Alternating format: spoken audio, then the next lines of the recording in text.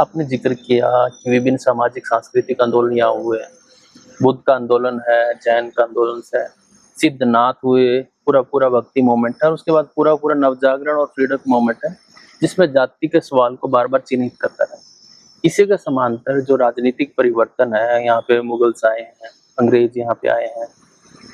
उस समय ये जो राजनीतिक परिवर्तन हो रहा था, तो जाति की व्यवस्था क्या उसमें बनाई रही गई थी या उसमें कुछ-कुछ सेंध उसमें लगाई जा रही थी, तो वो कैसी व्यवस्था बनी रही या उसमें कुछ फ़र्क आया? आप उसको कैसे देखते हैं? उसके ऊपर प्रकाश डालना चाहें?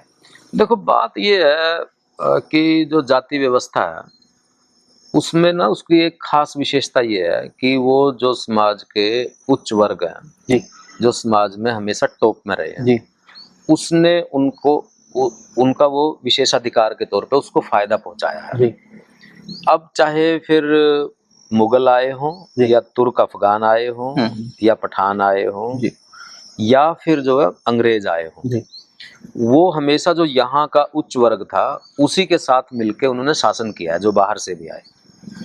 और जाति व्यवस्था इतनी ताकतवर हुई इस मामले में क्योंकि वो उन धर्मों का भी हिस्सा बनने लगी। हुँ, मतलब जिन धर्मों में, इस्लाम में जैसे जाति नहीं थी, लेकिन इंडिया का जो इस्लाम है उसमें ये विभिन्न जातियां मिलेंगी और जी, यहाँ तक कि छुआछूत भी मिलेगी। हुँ, तो उनमें वो कहाँ से आई कि चाहे मुगल आए हों, जी, थोड़े से लोग आए थे मुगल, तो उससे पहले जो थोड़े मोहम्मद बिन कासिम कितने लोगों के साथ आया था यहाँ पे, या बाबर कितने लोगों के साथ आया था, कितने कितने साल तक, सैकड़ों सालों तक उन्होंने शासन किया, किसके साथ मिलके शासन किया, कौन लोग थे जिनके साथ वो उसके सत्ता के भागीदार बने।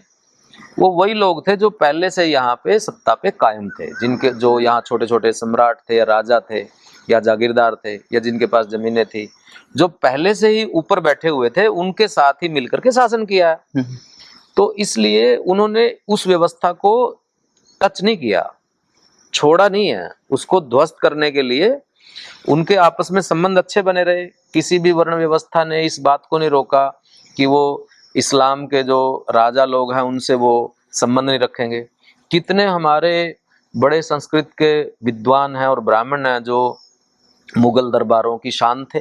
जी, कितने हमारे राजपूत हैं जो मुगल दरबारों के साथ, मुगल दरबारों में नवरत्नों में शामिल थे, और कितनी उनकी आपस में शादियां और रिश्तेदारियां हुई। तो जाति व्यवस्था यूं ही बनी रही, और क्योंकि ये ऊंच नीच की है और हमेशा हर राजा को, हर जो शासक वर्ग है उसको ये फिट बैठती है कि जो पहले से लोग बैठे हुए। इसमें अंग्रेजों ने क्या किया कि अंग्रेजों ने यहाँ बहुत सारे कानून बनाए हुँ, हुँ, जिसमें जो नीची जातियां कही जाने वाली जो जातियां हैं उनको भी कुछ अधिकार मिले उसके बराबर के।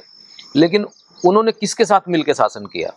यदि अंग्रेजों की शासन व्यवस्था में कौन लोग थे, हुँ, हुँ, यदि इस बात की उनकी सामाजिक पृष्ठभूमियां तलाश की जाएंगी, जी, तो कौन लोग थे जो पटवारी थे, हुँ, कौन लोग थे जो तहसीलदार थे, कौन लोग थे जो जज थे, हुँ, हुँ, किन लोगों ने शिक्षा प्राप्त की अंग्रेजी, और कौन उस शासन व्यवस्था के हिस्सेदार थे। जी, तो इससे ये स्पष्ट हो जाएगा।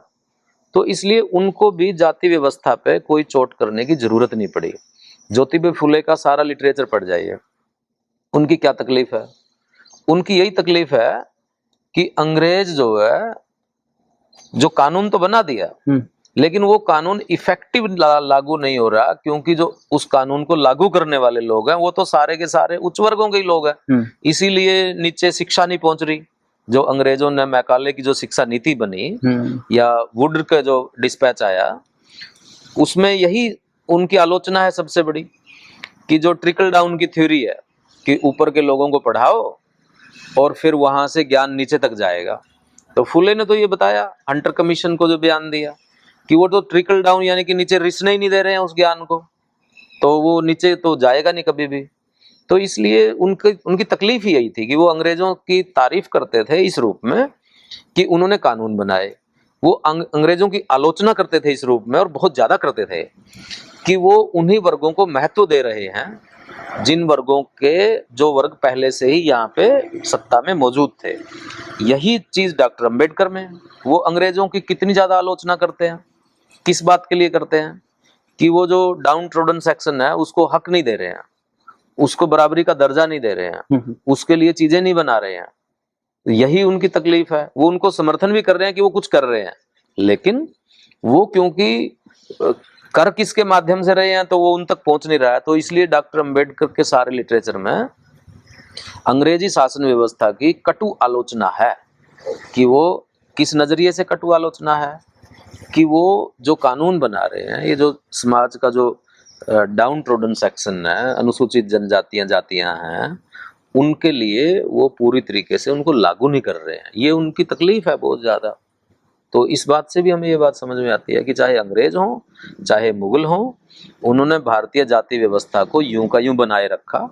उसको छेड़ने की उनको जरूरत नहीं थी, क्योंकि वो अपने आप ही समाज के अंदर जो भी विद्रोह होते थे उसको दबाने का काम जो उनके साथ मिलकर शासन करते थे वो करते रहते थे।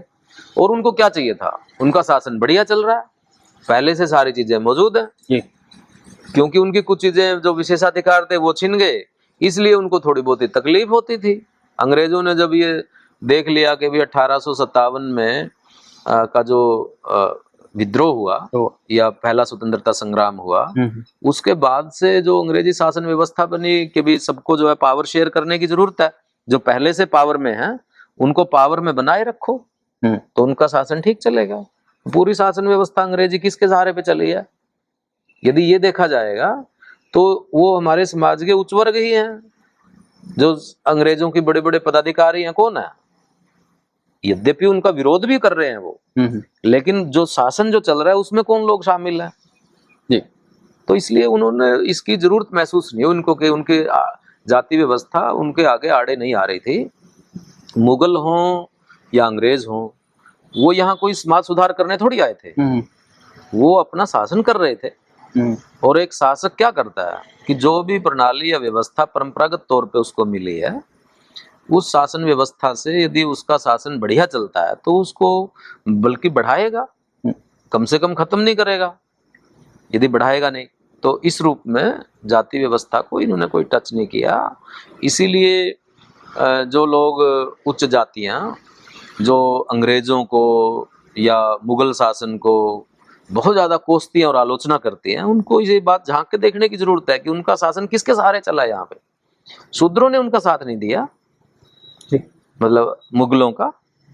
वो उनकी राज व्यवस्था में कितने लोग शामिल थे, उनकी सेना में कौन लोग शामिल थे, मुगलों के साथ रिश्तेदारियां किसकी बनी, मुगलों के दरबार में नवरत्न कौन थे जी। जब इस बात को देखा जाएगा तो ये बात स्पष्ट तौर पे दिखाई देगी कि जाति व्यवस्था को उन्होंने अपने राज के विपरीत नहीं बल्कि उसके अनुकूल ही समझा, इसलिए उनको कोई फर्क नहीं पड़ा।